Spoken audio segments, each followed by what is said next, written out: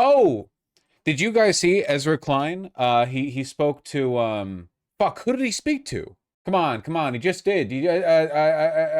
Tennessee Coates. Yeah. Over Charlie Kirk, and Ezra Klein was like continuing to insist that essentially the Democratic Party capitulate to Charlie Kirk and his agenda.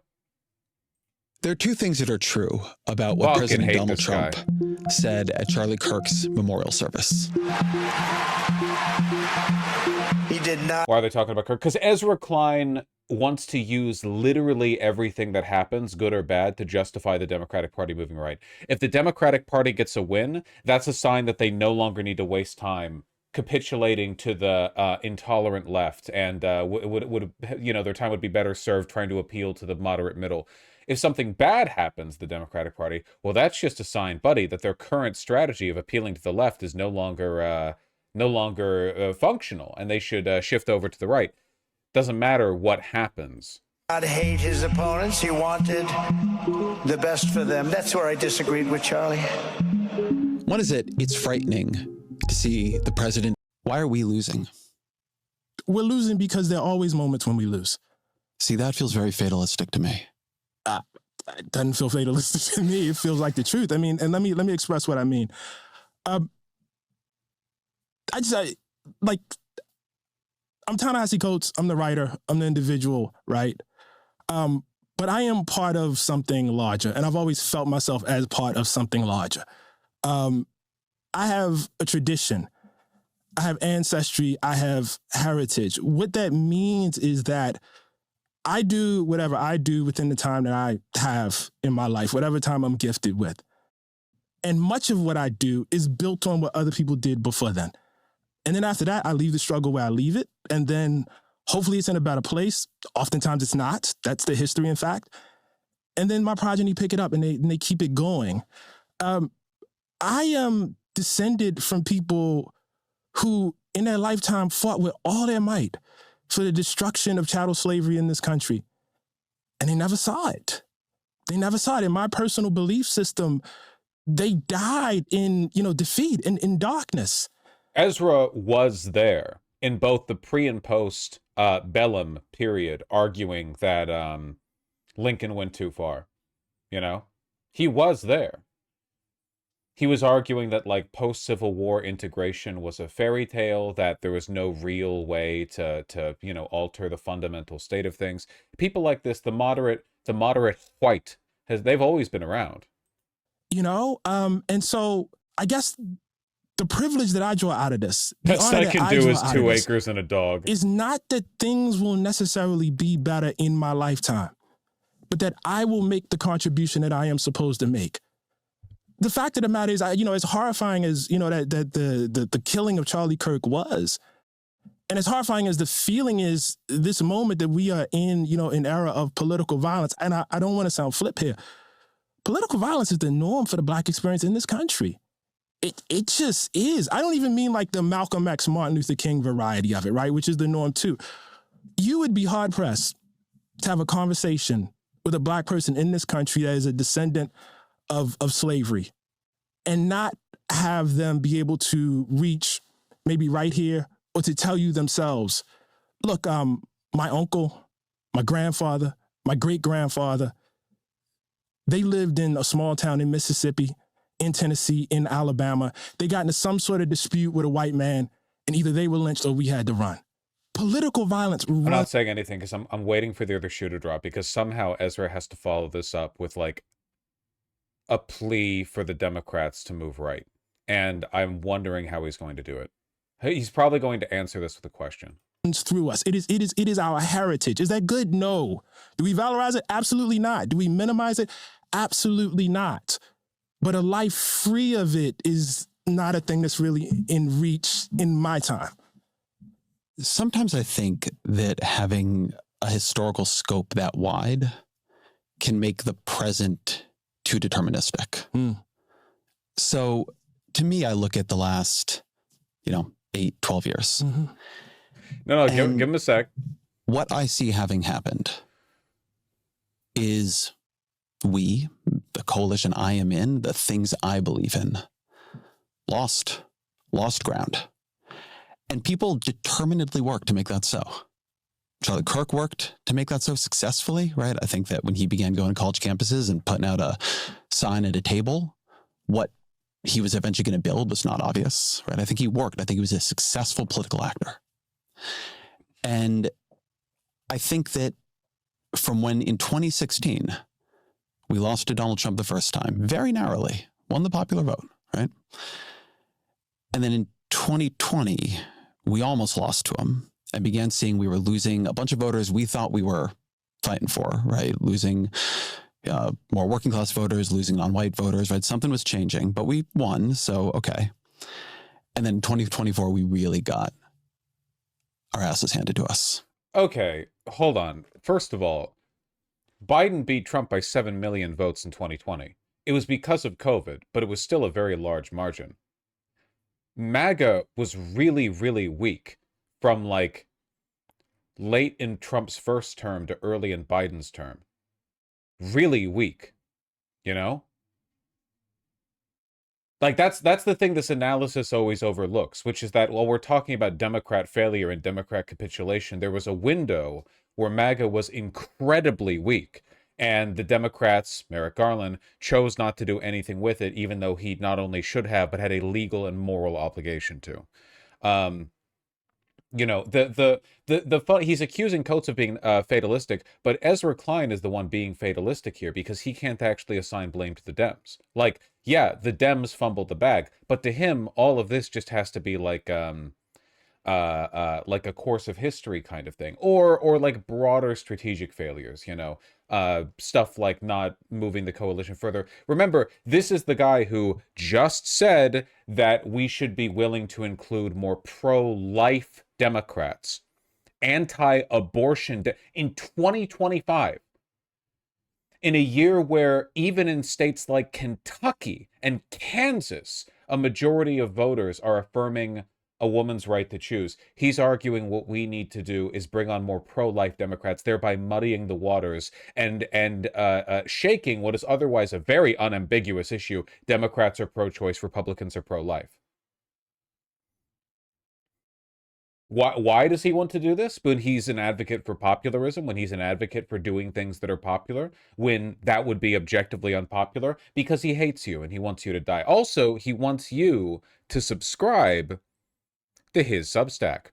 He's just feeling the Overton window shift and moving with it. No, not even. The Overton window is not shifting in favor of being pro-life. He just wants you to buy the Substack subscription. That's it.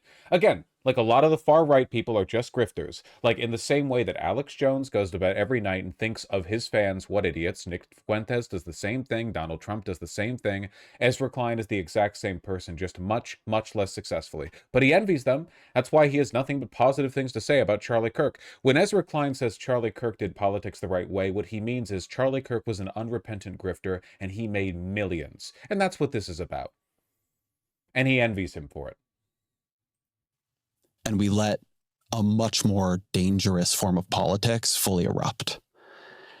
And I think that reflects strategic decisions they made. I think it reflects decisions we made. So I think for me, it's not enough to say we lost, their backlashes, sometimes you lose. I think it requires like a very fundamental rethinking, like a disciplined strategic rethinking. Jon Stewart also interviewed Ken Martin from the DNC, and it was a similar white moderate right grift shit show. Yeah, really is a shame we lost that DNC election, huh? Fuck Ken Martin, dude. Of what have we been doing? Why are people preferring this to us?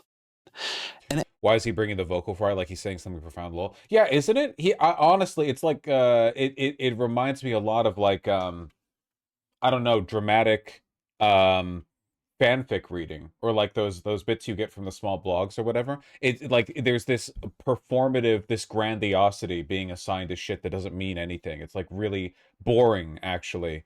The only point he's made so far is like, I don't know, we lost our coalition, we've lost fewer votes. It sounds like he's like repeating something every single pundit has said. I'm talking too much. Let him finish the point. And I do think that is like, it opens up into something more, that I think that there is a practice of politics here that in a narrow sense, I was talking about. You know, it's a real problem. We've overused the word pretentious, so now it's difficult to apply it appropriately when it's really deserved. That's the problem. But in a broad sense reflects to something that I thought was going to be an argument stretching across the show for like a year, right? I think more of it came out in this than I'd intended probably. But I think in many ways we've stopped doing politics. We've written a lot of people off.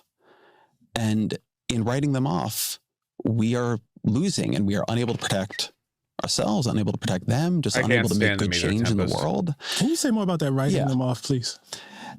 Yeah. Why don't we start it here if we want to talk about writing them off? I've been obsessing recently for a piece I've been writing about the Hillary Clinton deplorables comment, and I want to play it. You know, to just be grossly generalistic, you could put half of Trump's supporters into what I call the basket of deplorables. Right? The racist, sexist, homophobic, xenophobic, Islamophobic, you name it. She's kind of right, though. There are two problems with this. For one, it was too early to say this. And for two, she's Hillary Clinton. Like, she's a horrible human being. So she doesn't really have she can't really wait. Like, even Democrats, for the most part, are aware of what she is, you know. She can't really brandish that stick. Yeah, glass houses. But it was also too early to build a campaign off of antipathy towards Trump voters. Right now, it is time. Now is we've had a decade of being subjected to them. We all hate them. Now is the time. Back then, it was a new thing. And unfortunately, there are people like that. And he has lifted them up. Came across a YouTube channel that's calling for people to treat MAGA voters with compassion as their cult falls apart. Would you like a link? No. I also think that's like grift shit. Again, it's been a decade of the MAGA movement. This whole, like, their lost children yearning for companionship, waiting to return home. I don't believe this bullshit for a moment. These performative, LARPing virtue signalers who want to, you know, tut people for not being as tolerant as them. I don't buy for that. I don't care at all. He has given voice to their websites that used to only have 11,000 people, now have 11 million. He tweets and retweets. They're offensive, hateful, mean-spirited rhetoric. Now, some of those folks, they are irredeemable, but thankfully they are not American. What do you think when you hear that? She probably shouldn't have said it. But you think it's true? I mean, it's probably not how I would say it, but, you know, I mean, there are things that I would say, you know. I probably would say what I said earlier, you know, in the interview about the force of, and I mean, as I've been saying this probably since as long as we've been talking, you know, but I'm not, I just want to be clear about something. I shouldn't be running for president of the United States. I think that this is bullshit from both of them. Again, when are liberals going to wake up to the idea that people like to hate bad people? That, like, uniting around a common cause against an unambiguous threat, an unambiguous evil, is like the thing that gets people out of bed in the morning and to coalesce politically. Like, you can't worm your way out of it. Look at how successful it's been for them, and they're making it all up. They're making it up. There is no deep state Democrat, super duper, they control everything, make the world bad. That's all completely fake. The Democrats are incredibly weak, and they're in line with the corporate and MIC state, but so are the Republicans. That's not Democrat specific. The thing they hate the Democrats for is completely made up. It's fake. They manufactured it, and they're still this mobilized. You know what I mean? And my expectations for the rhetoric of writers, intellectuals, journalists, etc., is very, very different than what the expectation should be for people who you know, expect to hold office. Yeah. So this is fucking bullshit. Okay, this is complete bullshit. I agree with, right? I think that there are different jobs in all this, but when I say we began writing people off, I think that's something that happened, and I think something I saw in this debate, but kind of like underneath something.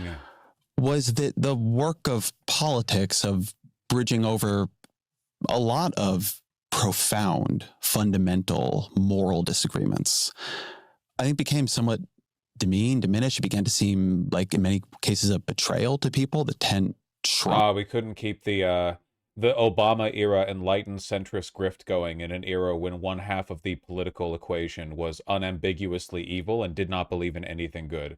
It must be so difficult for you. It must be so difficult to get people to subscribe to your Substack when the Democratic Party constituency starts waking up to the fact that their opponents are evil. The people I feel more comfortable with wielding power shrunk. And I think what Clinton was saying there came from somewhere. It came from, the sort of culture that had emerged. It got worse over time. And then I think it really contributed to us losing. And meanwhile, this is why when I say, like in that initial piece, there was something that I respected in what Kirk was doing, like going in, having debates, using them opportunistically. Jesus. A lot of people have thrown back at me that, he wasn't debating to find truth. Of course he wasn't debating to find the truth. Then why did you say he was doing politics the right way? You wrote a whole article on this, and you didn't call him an unrepentant grifter. You just congratulated him for epically engaging in debate when all the left, the meanie lefties don't want to do it. Like, what you didn't say that, man. He was doing politics. He was trying to persuade people. And I've watched on our side, not opportunistic engagement, but a lot of, I would say, counterproductive disengagement. Would you like to see one of us put up a sign outside of, say, some white evangelical church in Alabama, debate me on abortion, and then use that content to say such and such smashes, church parishioner here, such and such owns church parishioner? I would like to see... I'm actually fine with that personally. Again, I think that if you did that, you would almost immediately be like a target for hate crimes. But if you did a good job like filming it and broadcasting it, I think that you could actually... This is something, again, I've always said Democratic politicians need to do this more often. When people DM you, like if you're, I don't know, Ilhan Omar or whatever, you're on Twitter and people are DMing you death and rape threats, which I'm sure she gets thousands of every day, you should just post them. You should just say, well, these are Republicans. Here are Republicans. People ask me, why don't I listen to the concerns of my Republican constituents? Okay, here are some. Which of these should I listen to? Like the Republicans are so desperate to appear the victims, they manufacture threats against them. Blacks rule on the driveway, or writing anti-ICE on a bullet. But the Democrats get actual, actionable threats every single day. And they don't talk about it because it's considered uncivil. It's considered politics means you get hate. Yeah, politics does mean you get hate. So maybe you should weaponize it a little bit more. The way they do. You get far more than they do. Would you like I would to like see to see version people of on our side. Yeah, go to evangelical churches, go to places that feel unfriendly, have conversations, and look, I put things up on YouTube. They're fairly successful, not the best of the business. And I don't use, capital letters destroys in them. I think you can do it more aligned to hopefully our value structure, our political approach, our political aesthetic, or at least the one that I believe in. I shouldn't overuse the term our here. But we weren't doing that either. I don't know. What's this we business, man? I'm sorry. Pardon me for stolen valor now that I'm a little bit out of the game, but there are people on the left who have been pretty fucking out loud and confrontational. Sorry, we're not all sitting behind our Substacks and our fucking podcasts or whatever. These people don't exist. You will never be part of them because any conservative you're up against, you'll immediately capitulate to them. Maybe it's for the best that you're not doing that. Or maybe it's not. Maybe if you just had a direct conversation with Charlie Kirk in 5 minutes, you'd be in the MAGA movement. We wouldn't have to deal with you anymore. I fucking hate this disingenuous piece of shit. Ezra, not Coates. I do at times disagree with Coates' analysis, but he's, the difference between them is monumental. At the very least, he's on the right side. You weren't. I know, for instance, I have. For instance, I don't know if it's on this shit is incredibly disingenuous too, because Ezra Klein never says this about Democratic leadership. If he was genuinely concerned by Democrats getting increasingly out of touch, Democrats not being sufficiently confrontational, Democrats not doing a good enough job advocating for what they believe in and doing politics the right way, then his Substack would just be like a fiery, nonstop, 24/7, screed of consciousness polemic against Schumer and Jeffries. He would be furious with them, especially for a liberal, because he places a higher emphasis on the importance of proceduralism and the fact that they are the literal leaders of the Democratic Party. He would be going to town on them, but of course he doesn't. Sure, he and Schumer are good friends. Yeah, he wouldn't get invited back to the house parties. YouTube anymore. But I received an invitation, for instance, I think about when I went up to West Point and I had to go up there and talk about Between the World and Me. I had to challenge them very, very directly about You've been using the word polemic a lot. Yeah, it's been in my head. It's a good word. It's good. It's a good word. Yeah, it's been in my head though, for sure. what it meant to have at that time Confederate memorials up there, and to, you know, talk about, you know, a Confederate, I can't remember, you know, what the motto is exactly, but basically it's an argument against lying and what it meant, you know, to have that there and have those grand historical lies. I mean, we had a really, really great interaction. I don't know that, you know, I know everybody didn't agree with me. It would never occur to me, and I think it actually insults the dialogue to take that and say, Ta-Nehisi owns West Point cadets. Do you really not smashes. recognize the kind of culture I'm talking about here? Like, really? You No, think I'm sorry, say more. No, I mean, what do you mean? I think there really Speak that was shit, King. a move towards the... Coates did go to Gaza and he did write about it. Of course, like the problem, I guess, at the end of the day is like, it's not enough to know that what Israel is doing is bad. It's enough to, you also need to know people like Ezra Klein are part of the machine that allows it to happen, I guess, which sort of taints the conversation a little bit, you know? Look, I completely agree with what Coates wrote on Charlie Kirk and largely what he's had to say on Gaza. I mean, certainly I agree with its you know, sentiment, if not its severity, what I've seen of it. But you know, you can't come back home from that and then go like, well, time for me to like engage in civil conversation with Ezra Klein. The guy's a monster. He totally self-serving. I can't get over it, man. I can't get over the Charlie Kirk editorial. I can't get over the appeal to having more pro-life Democrat. Like, what is that if not the most naked virtue signal?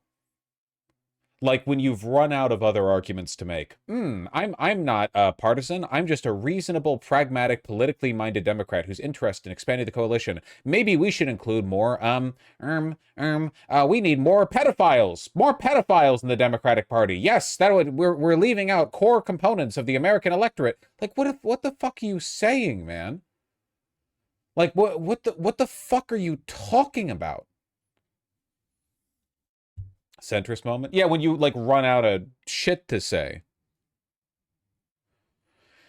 Is it at least a little bit encouraging that every actual normie Democrat voter hated that shit? Yeah, remember the comments we saw in the New York Times article? And those are for NYT subscribers too. Like, these are the people who pay money to New York Times, and all the top comments in response to Ezra Klein's unthink piece were tearing him apart. And that does make me feel good. Like, it makes me feel good that the grift is dying. The enlightened centrist bullshit was at its most powerful back in the Obama administration, when the Democrats were very aggressively pushing this myth of cooperation between Democrats and Republicans, even as Republicans were openly admitting, like, their job is to obstruct government. Their job is to impede the president and the Democrats in Congress in their efforts to run the country.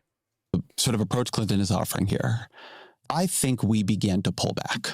I really do. But maybe it would help if you define. And I will define the. So I guess to that extent, like, I think of Ezra Klein kind of as a has-been, really, certainly relative to what he was. But he's also like a has-been in the same way that Schumer is, right? He's like a ghoul. He's a ghost who clings to the future of this country like an anchor. You know, he weighs us down. He and people like him are preventing us from moving forward, and in that sense they're killing us. You know, we're trying to escape the water, we're drowning, and they're clinging to our ankles, right? Because I actually think this is a very hard thing about talking about political parties, right? Because they're diffuse, right? It's a lot of people doing a lot of things all at once. But I think of the huge backlash to Bernie Sanders for going on Joe Rogan's show because Rogan was transphobic, right? Such backlash. Whoa, I'm sorry, you fucking piece of shit. The backlash was largely from centrist Democrats who didn't like Bernie going on there. The problem with Bernie Sanders going on there in the eyes of his detractors was not that Joe Rogan was transphobic.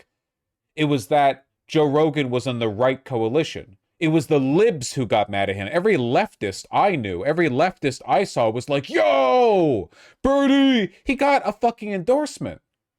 The libs were the ones who attacked that. Piece of shit. Fucking liar. I fucking hate this guy, man. A big backlash. So when I defended him, I became myself a Twitter trending topic. Right. to Elizabeth Warren for going on Bill Maher's show. Bill Maher's Islamophobic. Right. There were protests at Netflix when they brought on Dave Chappelle. Right. I think there was a politics of content moderation that took hold that was more about enforcing boundaries of what, were and were not ideas we should be engaged with. Then about it was the fucking liberals. It was the fucking liberals, dude. It was the fucking liberals. They were the ones who were upset because they knew that Bernie Sanders getting a Joe Rogan endorsement actually did mean, because it was Bernie bro shit. It was like, oh, wow, there goes Bernie Sanders appealing to the Bernie bro demographic. These like weed rat, junkie, loser, misogynistic, white supremacist guys, these college dropouts, that shit. Out engaging with them again, even if opportunistically. And when I go back to something I was saying to you a minute ago, I am in a process right now of thinking we failed, right? We lost. The loss is having terrible consequences. What do we need to rethink? How do we become competitive again in places where we're not? And I think there is something in here. Do people feel like, even if they disagree with us on some things, that they have a place with us? And my experience going around the country, talking to people, I've been on a lot of, right of center podcasts lately, is that, rightly or wrongly, like what they took and something that really empowered Trump in the last election was a sense that they didn't. And like I can't unhear James Somerton. Oh my God, that's such a good read. They're both the exact same kind of like pretentious, says nothing, knows nothing grifter. You're so right to that. The cadence, the like performative sighing, the breathy whisper. Against them, and if so, they were going to be against us. And I think that's, in the end, doing politics badly. So I think two things. I think about how much you argued that like Biden shouldn't run again. What if he doesn't earlier and you have a Democrat who wins the presidency? Like there are other big explainers that I can see. Well, talking about that would implicate the Democrats, because that's not just Joe Biden. That implicates Kamala Harris and everyone else in the administration. Everyone in the White House close to Biden shares that blame. Like a ton of people work together to hide Biden's mental degradation, his inability to speak, and encouraged him as he made a gun for another run. You know what I mean? They don't feel so diffuse. The other thing is, and I know you don't want to talk historically, but, when you say fatalism, like I take that to mean that what's the point of fighting? But I think that misapprehends the philosophy here. It's not that you know what's going to happen. It's not that Donald Trump is going. It's that you don't underestimate what you... Bernie on Rogan, Warren on Mar, and Chappelle went on Netflix. Chappelle didn't engage with Netflix. Yeah, no, I'm sorry. I didn't catch that because I was trying to redefine like an article that he might have written in 2020 after Bernie Sanders went on Joe Rogan. But the idea that Dave Chappelle went on Netflix to discuss politics... He did a show. He did a Netflix show. That's not discursive. That's not doing well, it was politics, but it's not politics in the way he was talking about. That's not going on a show to discuss your disagreements. He was being given money to do a show. What does that have to do with anything? He did a shitty stand-up special. He did like two halves of a special. The one half where he doesn't talk about trans people that was kind of funny, and the other half that was fucking weird and boring, where he like made up stories about a dead friend to justify a bunch of weird like culture war grievances. Well, up against, it's actually kind of the opposite.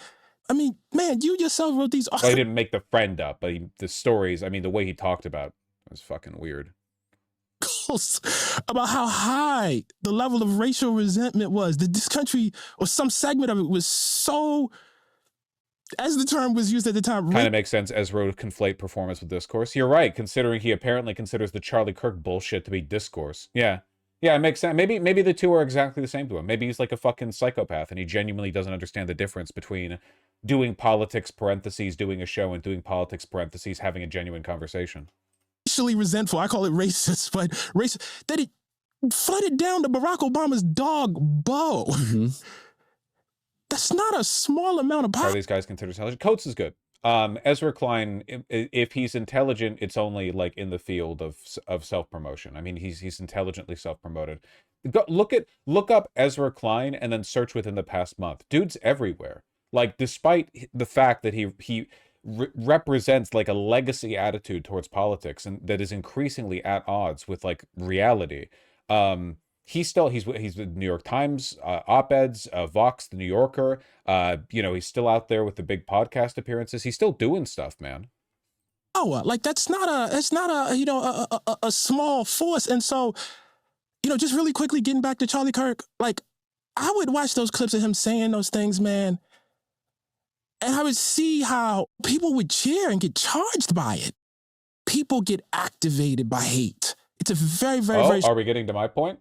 Strong force. And so I don't think it requires you to feel that you will eventually lose. On the contrary, I think it requires you to feel that even if you do lose, you have this kind of steadfastness, you know what I mean, to keep going. Are they going to ignore how unlikable and unpopular Kamala Harris was before the race? Yeah, Kamala Harris was at the most popular right after she became the nominee. The DNC was the high point. But everything after that was downhill in popularity because then she revealed she had no plan for the future, no charisma, no energizing vision, no directive, and would not depart from Biden in any way except he would have a Republican, or she would have a Republican in her cabinet. Yes, the Liz Cheney tour. They dusted off Bill Clinton, Liz Cheney. I'm sure if Kissinger was around, they would have gotten him to run around as well. Oh, it was great. In today's super competitive... Fuck off. You know what I mean? It's very, very important to me, given the post I have, to say I see you, but also this dude was wrong. And I'm all for unifying. I'm all for bridging gaps, but not at the expense of my neighbor's humanity. I just can't. I think the thing we go to there, right? Not at the expense of my neighbor's humanity. Another thing that Ezra Klein and other people like him fail to acknowledge is that people's minds can be changed. But and what I'm about to say is not conjecture. This is scientific fact. You don't change a person's mind by directly confronting them. You change their mind either by making an appeal to them and shifting them slowly over time as a close personal friend or confidant, or in a larger sense, by shaming them. Most social behaviors, most positions are suppressed by shame and fear. Negative emotions overwhelm the positive, and there's no longer a social incentive for having those negative feelings, right? The reason these people like the MAGA movement is because they like being hateful and they like feeling like the bully. It doesn't make their lives better. Being a part of the MAGA movement does not materially improve their situation. It doesn't bring more food onto the table. It doesn't lower the cost of their car repair bill. It worsens their lives in many ways. They lose contact with friends and family, but they're energized by the cult and by hatred. You simply have to make the outward pressure greater than the desire on their end to continue being that thing. They need to be shamed out of it. So if you constantly capitulate and build bridges and reach out to these people, you're doing the exact opposite. You should cut off your friends and family if they're hateful pieces of shit. Fuck them. They don't deserve you. They have no right to you. If they want to live their life, if they want to dedicate their lives to building like a throne of misery for others, you can just cut them off. They don't have to be happy. You don't owe them that. Fuck these people. They're destroying my country. It's my fucking country. I was born here. It's everyone's country, whether or not they were born here or whether or not they live here. Every Chinese is an American. But they're destroying the fucking country. It's where I keep my shit. Because I've gotten a lot of that in email, right? Like, how am I supposed to talk to these people? How am I supposed to deal with these people who are denying my humanity? I'm not against talking to them about it. I'll talk to you very clearly. Yeah, sure. I have no problem with that. I guess... Just make them feel bad. This is literally like how racist attitudes were suppressed. Okay, listen, okay? Basically, like, most white people were racist as shit back in 1960. And then most of those people who went on to survive to 1980, 1990 were, at the very least, acting a lot less racist. How did society get so much less racist? It wasn't just young people being not racist. Older people also toned down their attitudes or changed their minds. Why? Because society became increasingly intolerant. That's why in cities, being racist is often like a massive faux pas. Like, you can lose your job job, you can lose your friends, your family can cut you away. Like if you're like a bigoted piece of shit in like an urban progressive environment, you can lose like a lot, which you deserve. Whereas if you live out in the sticks of Louisiana, it's the opposite. You can get socially maligned for not being racist enough. Shame and intolerance are tools God gave us, biologically inset tools, guilt, shame, intolerance, that we were given to discriminate against antisocial behavior. In the same way that you should feel that way towards people who are incredibly rude to wait staff, you know, you ostracize them because they're demonstrating that they're unfit to participate in society. They don't believe in the social contract. We must do the same for people who want to destroy the planet, like MAGA voters. You have to do that. You can't pussyfoot around it. You can't oh well they're just looking for a voice to reach out. No, they're not, dude. They just like being hateful. They're not being earnest. They're all gleefully dishonest. The place where I'm not even 100% sure if we disagree, if you just like sort of see your role differently, right? I think that in losing as badly as we have imperiled trans people terribly. Yes. So who's to blame for this? Is it, I agree. Is it Biden? Is it Kamala? Is it you for like spending your entire life espousing a losing narrative for politics? I don't like this we bullshit. Politics is for power. Joe Biden did that. Politics is for power. And so I think that the question I am just genuinely struggling with isn't how to have like a great kumbaya. Like, again, notice how all of his language always obfuscates blame. The we, oh, it's all of our fault. Really?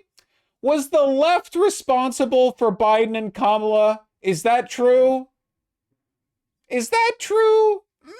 I don't know. I don't think we had a lot to say on that one, buddy. Moment. But I think it is taking seriously that something we're doing is not working. I mean, I had Sarah McBride, who's the first trans member of Congress on the show. And, you know, we were talking about every single survey you can offer on like trans rights has gone in the wrong direction in the past couple of years. He's not saying shit. We've just begun to lose that argument terribly. And that has put people in real danger. So No. You haven't lost that. I fucking hate this language. You haven't lost that argument, okay? The validity of trans women or women does not increase or decrease with public approval. It is not true in one country and then not true in the next country. If you're in the Netherlands, it is not true, and then if you go over to Saudi Arabia, it becomes untrue. Things that are true are true. That's it. We didn't lose the argument. What we did was that those positions became less popular because Democrats completely ceded ground on them. Every Democrat was a fucking woke lord back during the Trump administration. Then Biden took over and all of a sudden they clammed up. These issues were they were hot potatoes, you know? You gave Republicans room to be discursive about them because you didn't fucking go after them after Jan 6. Take your point when you say, look, I want people to feel seen in my writing. And I want people to feel seen in my writing and my podcasting. But I think the place I'm trying to push towards is I think that there is a diminishment of the political coalition building that we now need to do because we have come to the view that a pretty wide variety of people are in some ways kind of deplorables. I think it's weakened a bit in the last couple of years. I would never use that language. Jesus Christ. But like, that's not, so when you ask me about that Hillary Clinton, that's what, like, I would never say it like that. That's great. I think it's good that you wouldn't say it like that, but and I'm not saying. I don't even think that, by the way. Like, right. I don't even focus on people that look, I am at war. I have no idea how you can be Coates and come back from Gaza and not feel nothing but hate in your heart. That shit's crazy. Like, so many Americans have been radicalized just by seeing that shit in their feed. He went there and he came back and he's like, well, I don't really like hate a bunch of people. That's insane. You've got like a heart of iron. You're very strong. With certain ideologies and ideas, and I want them expunged. I want to turn them into phrenology. That's what I want. But I don't want the people, you know what I mean, out. Like when you start talking about who people are and their bones, like that. So in a way, I'm not sure. I mean, in a way, I think we're saying something not too dissimilar here. I guess the Well, you would have to say something for that to be true. Man, I fucking hate this. I'm like #1 hater over here. place where I felt a lot of pushback, and maybe this was not your pushback, right? Was, the first piece I can just sort of, like, I accept that there's a disagreement on like what to do in the 24 hours after a death. Like, you feel like I was whitewashing the guy, and I felt like I was sort of. Do. Yeah, I know you do. I know you do. It's very upsetting. I know you do. The second piece I did, which He objectively was. It's not up for debate. He 100% was. He was lying to defend Charlie Kirk. I think you saw, was more about this question of what are we going to do living here in sort of two types of disagreement, right? One with a right that where Charlie Kirk has become sort of the center of it, right? He's not unusual for the MAGA coalition. He's a sort of uniting force within it, and the kind of things he believed and the way he did his politics. Yeah, he was a Nazi. And then two, what are we going to do? Like, how are we going to be here with people who are like halfway there, right? What does it mean to be in this political community? Do you think it would get tiring repeating this shit like over and over and over again for a decade? Aren't we bored of it now? What do we do about these people? We fucking beat them. What do you want? We beat them politically. We overwhelmed them. We make them feel horrible for being horrible. They are bad and they should feel bad. It's not that difficult. Together. What do you think about that question? About how to live together. Yeah. Well, first of all, I think it's a truth. We don't live together. We're not going to live together. They're going to kill us. The president said he authorizes the military to use full force in a deployment to the city of Portland. He said that just the other day.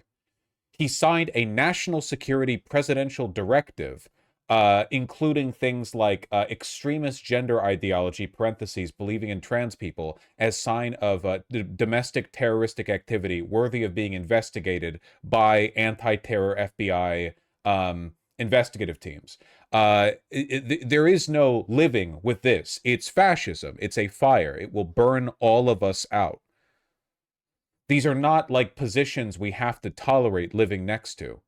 They just have to be beaten. You know what I mean? I think it's like it's a foregone, like we are. I really. You're right. They'll still have centrist moments while we're all in the camps. Well, MAGA's pretty permissive of turncoats. I have a feeling Ezra Klein would take like $50K a year and a job as a camp guard if it meant staying out of one. Believe that, there's no real choice about this. I'm not renouncing my American citizenship. They're not renouncing their American citizenship.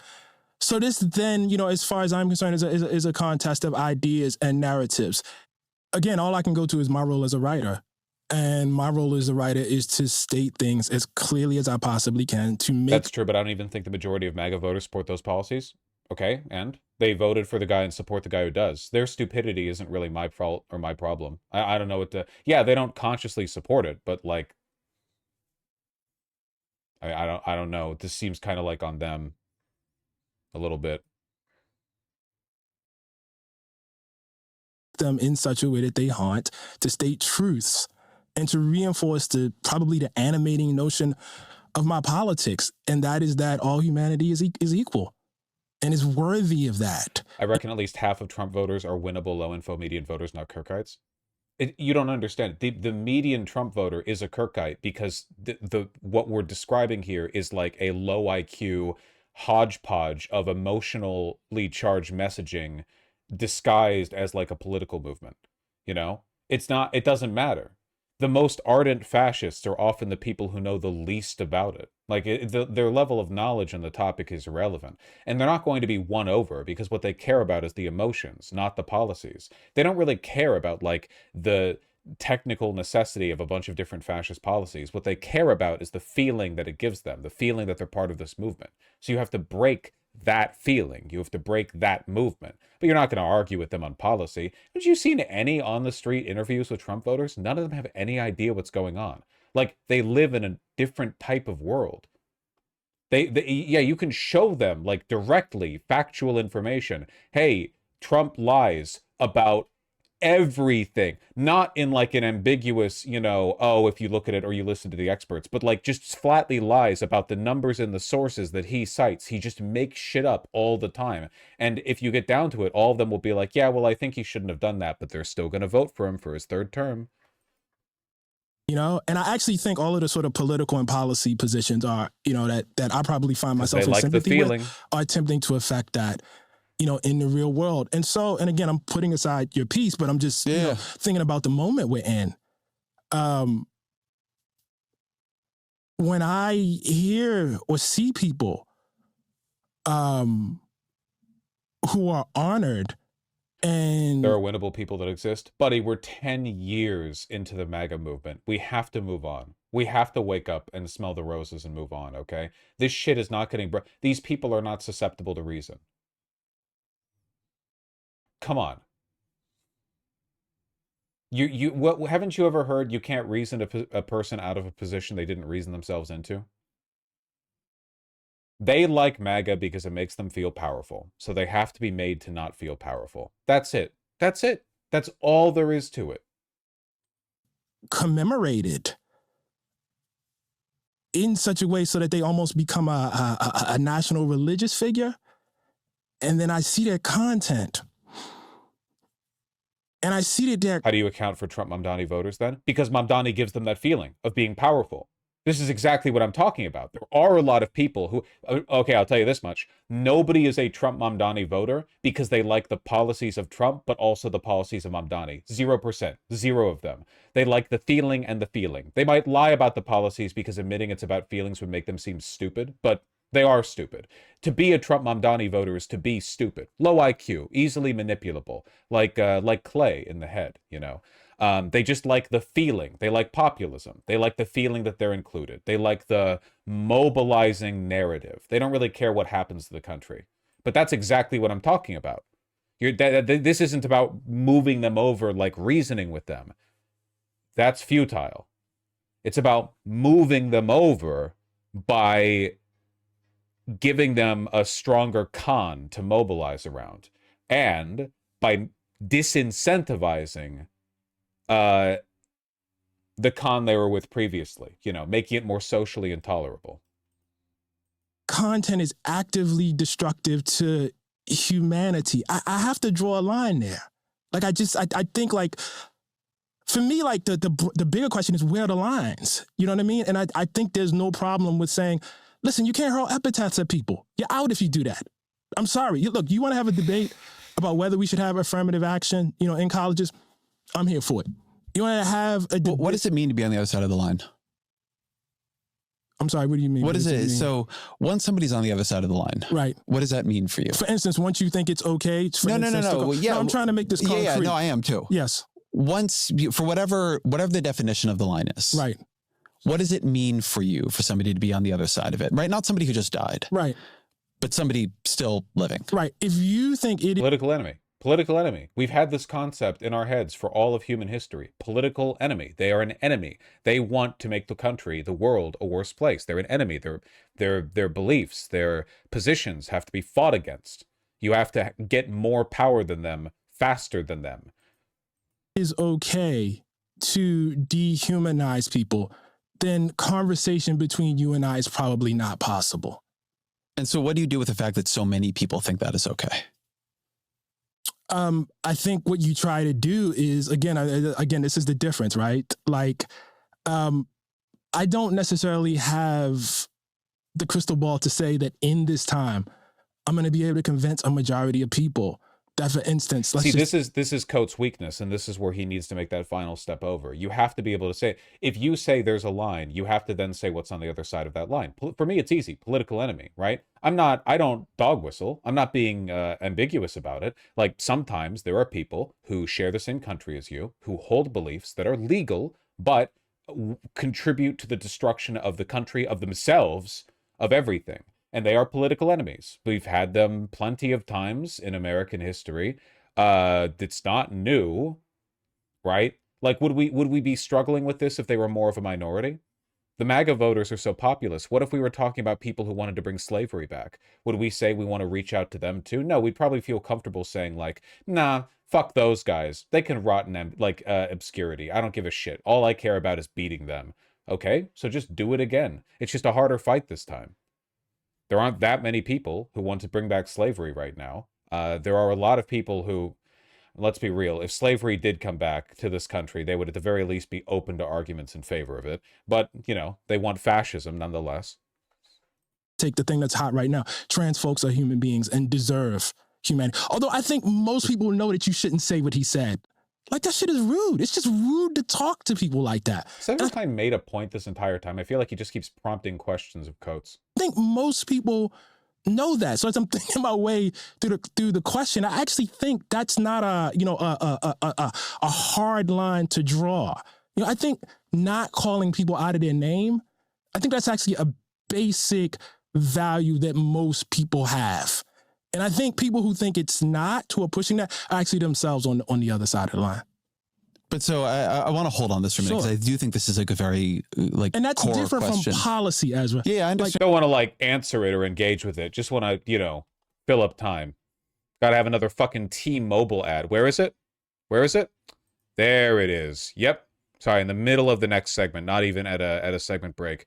Do we get a third one? Do we get one at the end? No, it's just two. It's just two. Sorry, guys.